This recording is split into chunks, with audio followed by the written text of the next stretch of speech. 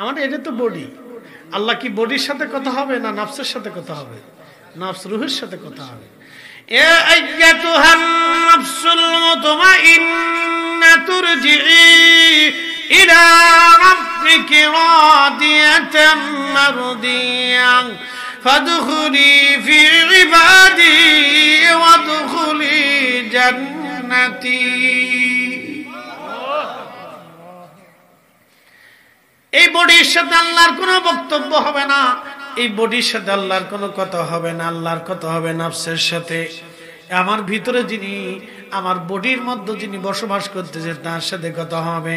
আল্লাহ তারে ডাক দিয়ে বলবে, আসো আসো আসো আসো, তুমি আমার সন্তুষ্টির দিকে আসো। কারণ তুমি দুনিয়াতে আমি আল্লাহর হুকুম মানছো, নামাজে দাঁড়াইছো, রোজায় আসছো, হজে গেছো, যাকাত দিয়েছো, হক হালাল মতো চলেছো। ও আমার বান্দা, আমার আইন মেনেছো। তুমি আমার হারামকে হারাম জেনেছো, হালালকে হালাল জেনেছো।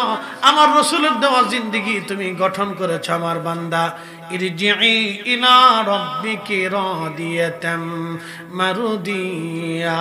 আল্লাহর বডির সাথে কোনো বক্তব্য হবে না, আল্লাহর বক্তব্য হবে রুহের সাথে, রুহের সাথে। আল্লাহর হিসাব নিকাশ হবে রুহের সাথে। অথচ 40 বছর আমার মধ্যে বসবাস করলো, আমার এই চোখ দিয়ে তারে কোনোদিন দেখি নাই। কথা কল না কেন? 40 বছর ধরে ফরিদিকে দেখলো না, আমার চোখ দিয়ে আমি তাকে দেখলাম না। তিনি আসলো ঠিক, চলে যাবে ঠিক। আবার যখন চলে যাওয়ার সময় হবে তখন আমার আল্লাহ বলেন, কুল ইন্নাল মাউতাল্লাযী তাফিরুনা মিনহু ফাইন্নাহু মুলাকীকুম। একদিন মাটির ভিতরে হবে ঘরে, মন আমার কেন বান্ধ দালান ঘর। বুঝতে অসুবিধা? নাস্তিকদের ব্যাখ্যা বলে দিয়ে যাই, সারা জীবন মনে রাখবেন, দেখা হলো না আজও পর্যন্ত। এখানে আর একটা বদ আকিদা আমাদের পৃথিবীতে আসছে, লালন লালন শাহ। তার গ্রুপে নতুন এক ধর্ম বানাইছে, মোজকুন্ডা দাড়িকুন্ডা মাঝে মধ্যে বোঝা যায় না। তারপরে তারা ওই নামাজ নাই, রোজা নাই, জিকির নাই, ফিকির নাই, ইবাদত নাই, কিচ্ছু নাই। তারা ঢোল পিটে গান গায়, আর একটা গান তারা গায়, দেখেন নাউজুবিল্লাহ মিন যালিক। একটা গান শোনাইতেছে, আবার ভাইবেন না এটা আমার গান, গানটা শোনাই আপনাদেরকে।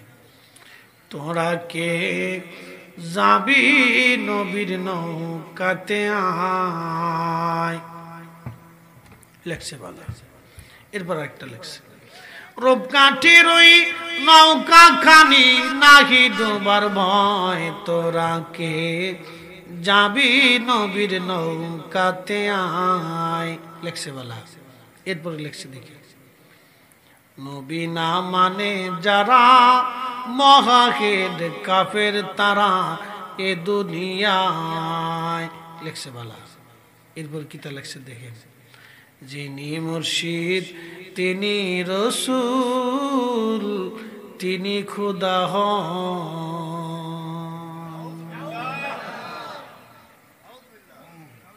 জোরে কোন, আরো জোরে, জোর হয় না কেন? জোরসে বলো। আল্লাহ বলেন,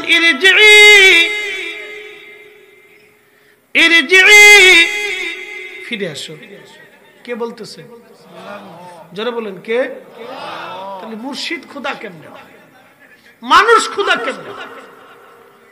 এই যে মানুষকে, রসুলকে খুদার এই এক কাতারে জেনে সে মানুষে খুদা বানাইল, এই সব নাস্তিক কাফেরের দল। কথা বল না কেন? আল্লাহর সূরা ইখলাসের সাথে সান করছি, এই বাক্য যে বিশ্বাস করবে সে বেঈমান হয়ে কাফের হয়ে কবরে যেতে হবে। জোরে বলে। এটা বদ আকীদা পৃথিবীতে প্রতিষ্ঠিত করল,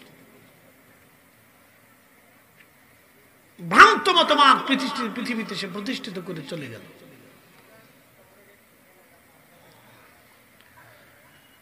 জালালপুরবাসী, কমলগঞ্জবাসী, ঠিক আছে না? জি জি। কমলগঞ্জের মুসলমান খুব মনোযোগ দিবেন। আল্লাহ বলেন ইরজি, ফিরে আসো তুমি। কুল ইন্নাল মাউতাল্লাযী তাফিরুনা মিনহু, নবীজি বলে দেন আমার বান্দারা মৃত্যু থেকে পালায়, ফা ইন্নাহু মুলাকিকুম, সে মরণ থেকে পালাতে পারবে না, মরণ তার সাথে মোলাকাত করবে, মরণ তার সাথে মোলাকাত করবে, এই মালাকুল মউত তার সাথে মোলাকাত করবে। এখন প্রশ্ন, নাস্তিক বলে যেই খোদা দেখি না সেই খোদা মানি না। নাস্তিকরা বলেন ও নাস্তিক, তোমার আগে বহু নাস্তিকরা আল্লাহ নিয়ে চলে গেল, তাহলে তোমার বডির ভিতর থেকে তোমাকে নিয়ে চলে যাবে, যিনি নিবেন তিনি মালাকুল মউত আজরাইল।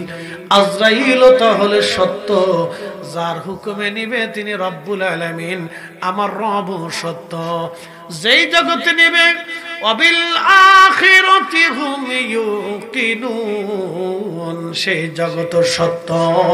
তাহলে বুঝা গেল আমার রব আমার আল্লাহ এক, কোনো সন্দেহ নাই। কথা কোন ঠিক কিনা?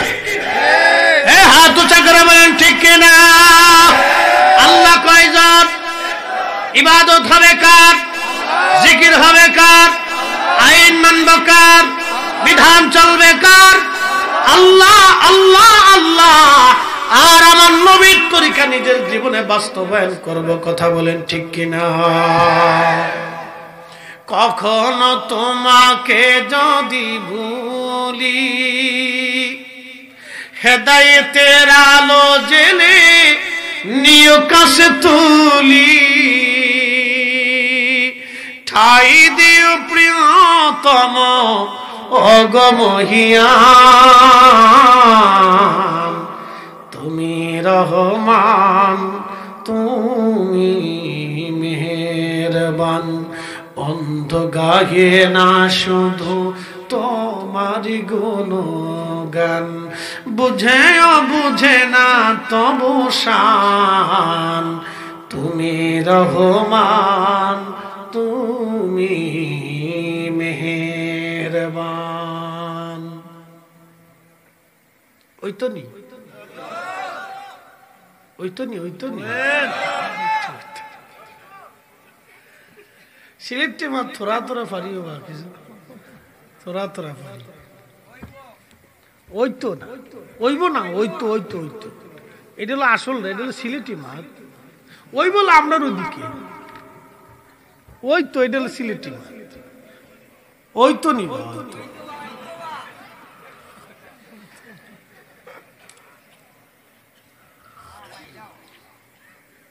খাইলে শাহ খেয়ে গলাটা ধরাইল যাবা। শোনা ভাই বুক করে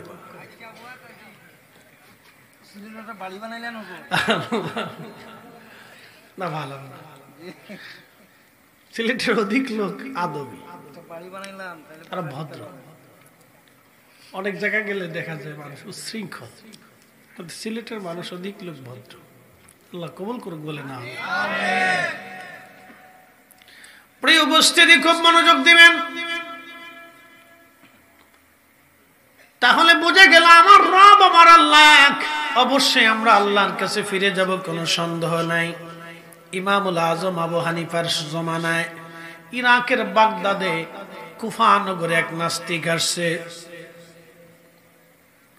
সারা এলাকা বলে বলে বানাচ্ছে মুসলমানদের মধ্যে এমন কোন শক্তিশালী কোন বেটা নাই আমার তিনটা প্রশ্নের জবাব দিয়ে দিতে পারে। মুসলমানদের মধ্যে এমন কোন বেটা নাই আমার তিনটা প্রশ্নের জবাব দিতে পারে। এমন কোন মায়ের বেটা নাই আমার জবাব দিবে। আমাদের দেশে এরকম কেউ কেউ আছে, কোন মায়ের বেটা নাই, খালি কি করে তো ফারাফারি করার কি আছে। তো খুব মনোযোগ দেন। তো ইমামুল আজম আবু হানিফার কর্ণ বচরে গেল। তো ইমাম আজম বললেন তাহলে তাকে ডাকো, আমরা একটা নির্দিষ্ট টাইমে নির্দিষ্ট জায়গাতে আমরা বসি, কথা বলি, তার প্রশ্ন কি আছে আমরা বুঝি। তো ইমাম আজম আবু হানিফা রাহিমাহুল্লাহ তিনার উস্তাদের নাম ইমাম ইব্রাহিম নখী রাহিমাহুল্লাহ, তিনার উস্তাদ আব্দুল্লাহ ইবনে মাসউদ রাদিয়াল্লাহু আনহু, তিনার উস্তাদ রাহমাতুল লিল আলামিন, তিনার উস্তাদ রব্বুল আলামিন। মারহাবা বলবেন না? মারহাবা। আল্লাহর ছাত্র আমার নবীজি, নবীজির ছাত্র ইবনে মাসউদ, যিনি এই উম্মতের সর্বশ্রেষ্ঠ ফকিহ, ওনার চাইতে বড় মুফতি উম্মতের মধ্যে আর কোনো মা জন্ম দিতে পারবে না কোনোদিন।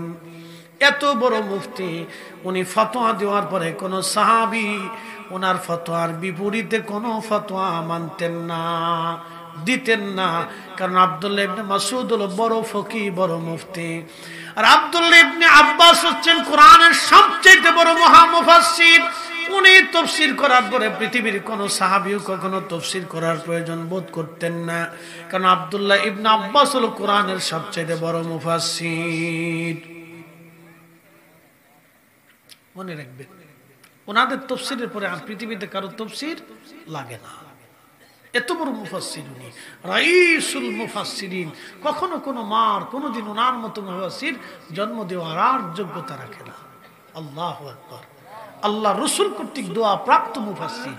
বুঝতে পারতেছেন এবার তারা কত বড় মুফাসসির ছিল। ইয়া রাব, ইয়া আল্লাহ, আল্লাহর এই পবিত্র কালামের নির্ভরযোগ্য নির্ভেদ্য তাফসীর করে গেছে, যা পৃথিবীতে ওনার তাফসীরের উপরে কলম লাগানোর মতো কোন মার সন্তান আর কলম লাগাইতে দুঃসাহস পর্যন্ত করবে না।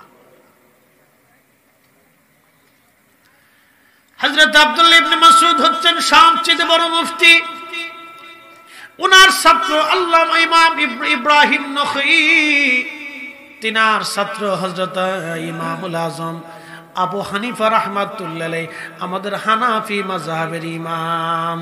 বুঝতে পারতেছেন আমাদের মাযহাবের ওজন কত? আমাদের মাযহাব নিয়ে যারা পারাপারি লাফালাফি করবার চায়, আমরা যারা ভুল ধরবার চায়, বুঝা গেল তারা 3 নম্বর ছাগলের ছাও। কথা বুঝাইতে পারছি? কয় নাম্বার? কিসের ছাও? ছাগলের ছাও। ছাগল ছানা, ছাগল ছানা কি ছানা? আসতে কোন কেন জোরে খানো ভয় পাইতেছেন নাকি? তা পুলিশ টুলিশ আইতো না, তারা আর আইতো না। বলেন কি তা? ছাগল ছানা। একসাথে বলেন কি ছানা? ছাগল ছানা। আমি কি গালি দিছি? না, গালি দিইনি, তাফসীর করছি, ব্যাখ্যা করে দিছি। হকের জন্য সত্য বলতে হয়, মাঝে মধ্যে কড়া কথা বলতে হয়, নাহলে হয় না। ইমাম আযম আবু হানিফা বললেন ডাকো তাকে। ডাকা হলো। নাস্তিক দুইজনে বসে গেলেন সামনাসামনি। ইমাম বললেন, নাস্তিক পণ্ডিত, আপনার প্রশ্ন কি? কি কথা আছে বলেন। বলে, মুসলমানদের মধ্যে এমন কোন ব্যক্তি না আমার 3টা প্রশ্নের জবাব দেবা। কোরআন দিয়ে হাদিস দিয়ে জবাব দিলে মানব না, যুক্তি দিয়ে জবাব দিয়ে আমাকে বুঝাইতে হবে। ইমাম আযম আবু হানিফা বললেন, বলেন তাহলে কি? নাস্তিক বলতেছে, ইমাম তাহলে বলেন, আল্লাহ তো আপনারা এক বলে মানেন। বলে, হ্যাঁ, আমাদের রব এক। তাহলে আল্লাহ যদি এক হয়, তাহলে একে আল্লাহর আগে কি ছিল আপনি আগে বলে দেন। আল্লাহর আগে কি? এবং আল্লাহর আগে যে কিছুই নাই তাও প্রমাণ করে দিতে হবে। আল্লাহর আগে কি ছিল এবং আগে যে কিছু নাই আপনারা প্রমাণ করবেন। আল্লাহ এক, তার প্রমাণ আপনি বলে দেন। আল্লাহর আগে কিছু নাই, প্রমাণ দেন। ইমাম আযম আবু হানিফা বললেন, নাস্তিক 1 থেকে 10 পর্যন্ত গোনা। পণ্ডিত 1 থেকে 10 পর্যন্ত গোনার পরে ইমাম আযম আবু হানিফা থেকে 1 পর্যন্ত গোনা। 10 নয়, 8, 7, 6, 5, 4, 3, 2, 1। ইমাম আযম আবু হানিফা বললেন, নাস্তিক তাহলে বলো একের আগে কি? নাস্তিক বলল, ইমাম, একের আগে পৃথিবীতে কোনো সংখ্যা নাই, একের আগে কোনো সংখ্যা নাই। ইমাম আযম ডাক দেখে, নাস্তিক, আল্লাহ আমার এক, কুল হুয়াল্লাহু আহাদ, আমার আল্লাহ এক, আমার আল্লাহ এক, আমার আল্লাহর আগে কিছুই নাই, আমার আল্লাহ আগেও, আমার আল্লাহ পরেও, আমার আগের শুরু নাই শেষ নাই, আল্লাহর শুরু নাই শেষ নাই, শুরু নাই শেষ নাই, শুরু নাই শেষ নাই, শুরু নাই শেষ নাই, উত্তর নাই দক্ষিণ নাই, উপর নাই নিচ নাই, অতীত নাই বর্তমান ভবিষ্যৎ আল্লাহর নাই, আলো নাই আধার নাই, আমার আল্লাহ সব কিছুর স্রষ্টা, আমার আল্লাহ এক এক, আল্লাহর আগে কিছু নাই। একবার জোরে বলেন মারহাবা।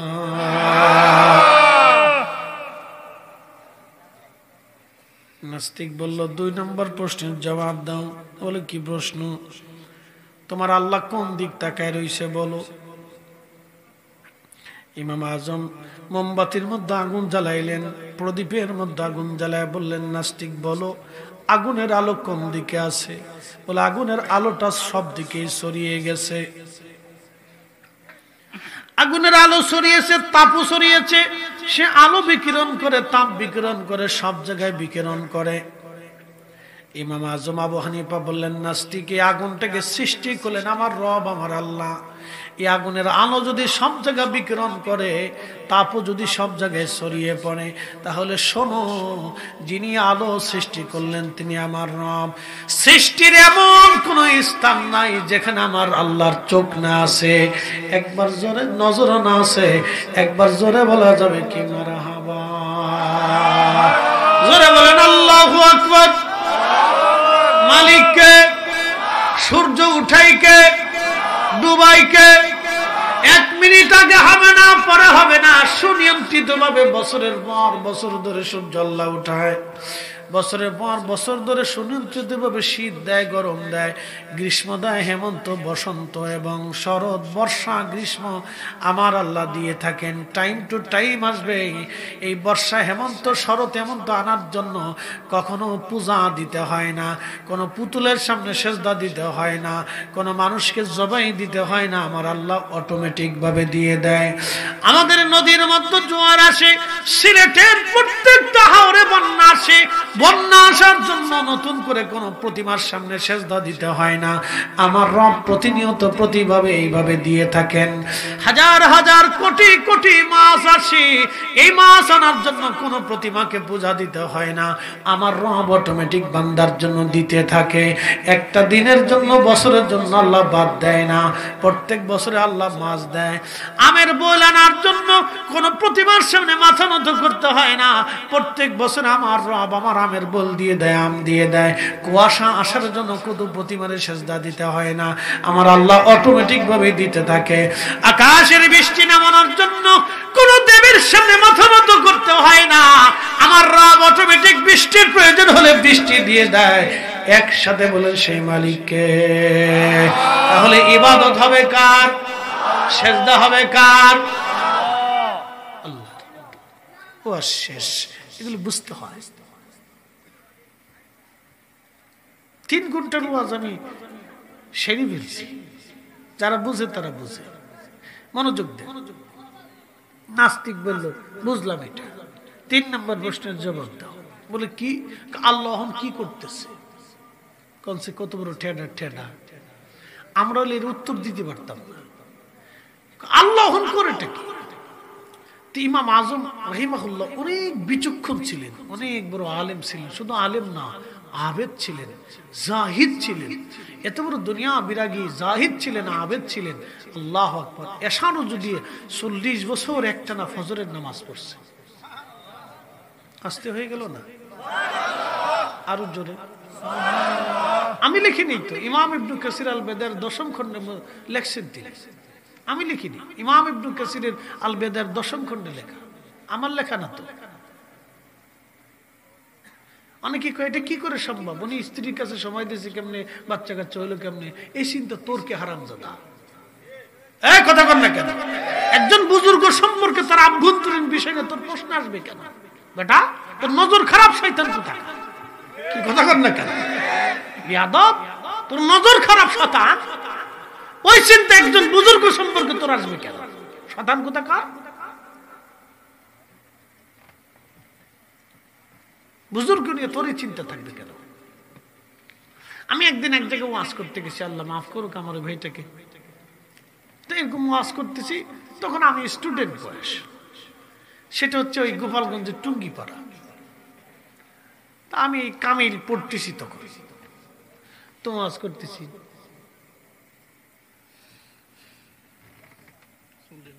না না সময় কম, কাজ আছে, আমি করে দেবো। খুব মনোযোগ দিয়ে তো লোকটা, আমি ওয়াজ করার সময় এই লোকটা আমারে বলতেছে যে হুজুর একটা প্রশ্ন। বললাম কি? পর্দা করা কি? না আপনি ভাই আলেম মানুষ, আপনি তো জানেন পর্দা ফরজ। তো ওই যে মহিলারা ভিতরে এসে ওই জায়গায় বসে বসে ওয়াজ শুনতেছে, ঠিক পর্দার খেলাপ না। আমি চিন্তা করলাম লোকটা কি অসুস্থ নাকি, আমি চুপ হয়ে গেছি। ইতিমধ্যে এক মুরব্বীর দ্বারা, কে বেটা আমরা এতগুলি মানুষ এখানে ওয়াজ শুনতেছি, ওয়াজ হুজুর ওয়াজ করতেছে, বেডিকের দিকে আমরা নজর গেল না, তোর নজর গেল কে? কি কথা খারাপ কইছে ভাই? তো ইমামুল আজম আবু হানিফা রাহমাতুল্লাহ আলাইহি তাদের আভ্যন্তরীণ বিষয়, সেখানে আমাদের নজর কেন যাবে? তারা বুজুর্গ, তারা ওলি, তারা আলিম, কথা বল না কেন, ঠিক কিনা? এগুলি নজর আমাদের সেখানে যাবে কিনা, এই চিন্তা তো আমাদের না। কথা ঠিক আছে না ভাই? ওনারা ইবাদত করছেন, সেটা আল্লাহর সাথে ওনাদের ফাংশন। আল্লাহু আকবার, একসাথে বলেন না আল্লাহু আকবার, আরো জোরে বলেন। তো ইমাম আজম আবু হানিফা রাহমাতুল্লাহ আলাইহি নাস্তিকরে বললেন, নাস্তিক তুমি নিচে নামো। নাস্তিক নিচে নামলেন। ইমাম আজম ওই চেয়ারে বসলেন, বসে বললেন, নাস্তিক তোমার প্রশ্নের জবাব আমি দিয়ে দিছি, বলে জবাব পাইলাম না, আপনি তো চেয়ার থেকে নামাইলেন। কে বুঝো নাই, আমার আল্লাহ তোমার চেয়ার থেকে নামাইয়া আমারে তোমার চেয়ারে আমার আল্লাহ বসাইছে। আল্লাহ, এটা তাদের বুজুর্গি, বুজুর্গি। একসাথে বলেন আল্লাহু আকবার। রব কয়জন? একসাথে বলেন কয়জন? একটা মাছের ডিম থেকে হাজার হাজার মাছ কে দেয়? একটা আম গাছ থেকে এই 25 বছর আম কে দেয়? আমাদের চোখের আলোটা কে দিয়েছে? বৃদ্ধকালে দুর্বল কে করে দিবে? আহা, যদি রোগ না আসতো তাহলে আপনি ফেরাউন হয়ে যেতেন। মানব শরীরে 3500 রোগ আছে, প্রত্যেক রোগ একটা না একটা রোগ আপনাকে সব সময় বডির ভিতরে কাজ করে এবং ওটা ধীরে ধীরে ধীরে ধীরে আপনাকে দুর্বল করে দেয়। শরীরের শক্তি একরকম থাকে না। শিশুকালে একরকম, কৈশোরে আর এক রকম, বালকে একরকম, যৌবনে আর এক রকম, বৃদ্ধে আর এক রকম। আপনার স্বাস্থ্য শক্তি এটা আপনার নিয়ন্ত্রণে নাই, এটা আল্লাহর নিয়ন্ত্রণে। কথা বলেন ঠিক কিনা? এই জন্য আল্লাহ বলছেন, কুল হুজুর বলে দেন, ইন্না সালাতি, এই সালাত ইবাদত আমি আল্লাহর জন্য, ওয়া নুসুকি কুরবানি আমি আল্লাহর জন্য। কিন্তু এখন কুরবানি হচ্ছে ফিরিজির জন্য। কুরবানি কার জন্য হয়েছে? ফিরিজের লাগি হয়েছে। কুরবানি আল্লাহর জন্য হয় না।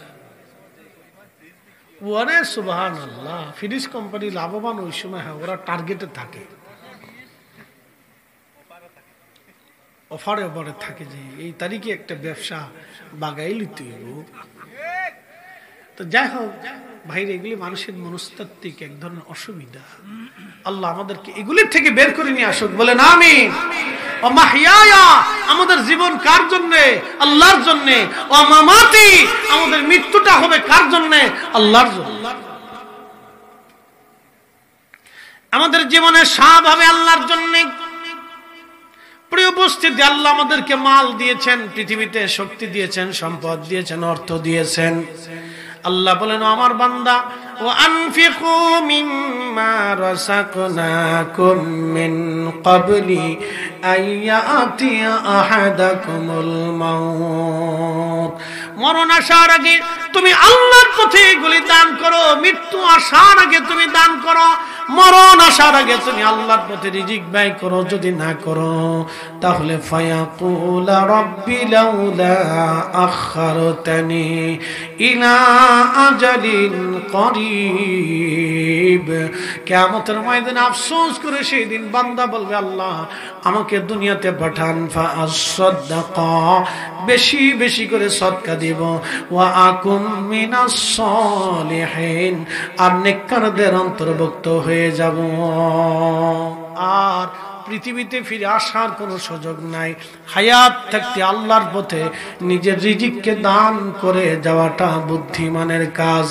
হায়াত থাকতে নিজের রিজিক আল্লাহর পথে দান করা বুদ্ধিমানের কাজ।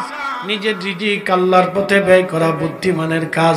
হায়াত থাকতে নিজের রিজিক আল্লাহর পথে দান করে যান। আল্লাহ কবুল করুন, সকলে জোরে বলেন আমিন।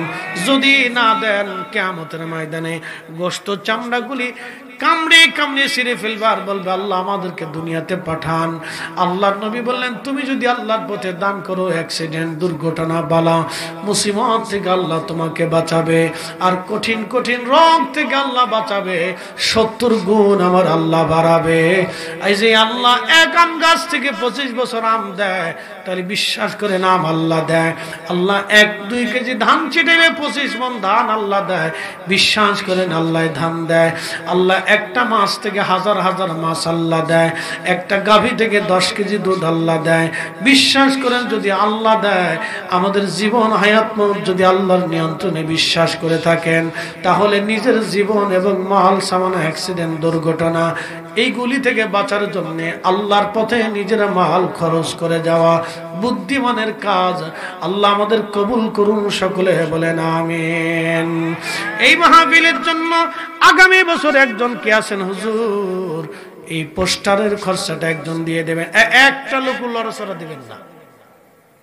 টাকা কালেকশন করলে অনেকে উঠে চলে যায়। আমি আপনার পকেট থেকে 1 টাকা জোর করে নিতে আসিনি ভাই, আপনার মাল আপনি আল্লাহর পথে দিবেন। পোস্টারের খরচা একজন দিয়ে দিবেন, মাইকের খরচা একজন দিবেন, প্যান্ডেলের খরচা একজন দিয়ে দিবেন। কে আল্লাহর বান্দা আছেন বলেন? আগামী বছর মাহফিলটা হইতে হবে। পোস্টারের খরচা দেওয়ার মতো কেউ আছেন? এই বছর দিয়ে দিছে কে? সৌজন্যে জামাল আহমদ, নুরুল ইসলাম, 2 জনে দিছে। জামাল আর নুরুল 2 জনে এই বছর এই পোস্টারের খরচা দিয়ে দিছে। আগামী বছর কে দিবে? জামাল নুরুল দিবে, ওরা কাতার প্রবাসী, দুবাই প্রবাসী, ওরা কি দিবে? যোগাযোগ হয়েছে? নুরুল দেবে নাকি? অথবা আপনাদের ভিতরে কি আছেন বলেন পোস্টারের খরচা দিয়ে দিবে? কে আছেন বলেন? একজন আল্লাহর বান্দা বলবেন। মাইক কে দিবেন? প্যান্ডেল কে দিবেন? অথবা 10,000 টাকা, 10,000 কে আছেন বলেন? নাই কেউ? বাদশাহ क्या फकीर हो सबको एक ही ठिकाना, बादशाह क्या फकीर हो सबको एक ही ठिकाना। পোস্টার কে দিবে বলেন? দ্রুত বলতে হবে।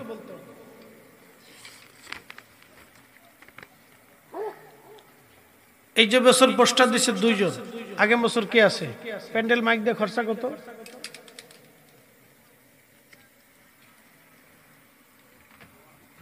প্যান্ডেল মাইকের খরচা কত? মাইকে প্যান্ডেলে কত টাকা খরচ হয়েছে? 35।